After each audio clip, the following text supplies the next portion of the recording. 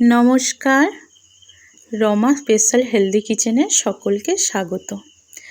আজকে আবারও চলে এলাম একটা নতুন ভিডিও নিয়ে। আশা করি ভিডিওটা আপনাদের ভালো লাগবে। আজকে বানাবো সজনে ফুলের পকোড়া। তাই সজনে ফুলটাকে ভালো করে ধুয়ে নিয়েছি। ধুয়ে নেওয়ার পরে তার মধ্যে কুচো করা কাঁচা লঙ্কা, তারপরে পেঁয়াজ কুচি, পরিমাণ মতো বেসন,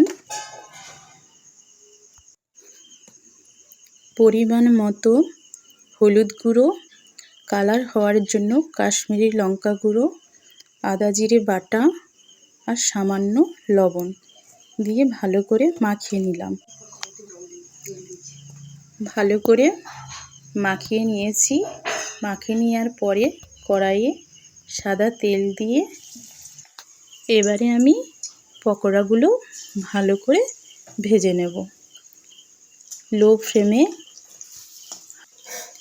রেখে একটু সময় দিয়ে ভাজতে হবে, না হলে ভেতরটা ভালো করে সেদ্ধ হবে না। ভালো করে উল্টে পাল্টে নিয়ে লাল লাল হয়ে গেলেই আমার পকোড়া রেডি। দেখো বন্ধুরা, পকোড়াটা লাল লাল হয়ে গেছে, তার মানে আমার পকোড়াটা রেডি। দেখুন, পকোড়াটা আপনাদেরকে সামনে থেকে আমি দেখাচ্ছি কেমন সুন্দর হয়েছে। ভিডিওটা কেমন লাগছে জানাবেন, লাইক কমেন্ট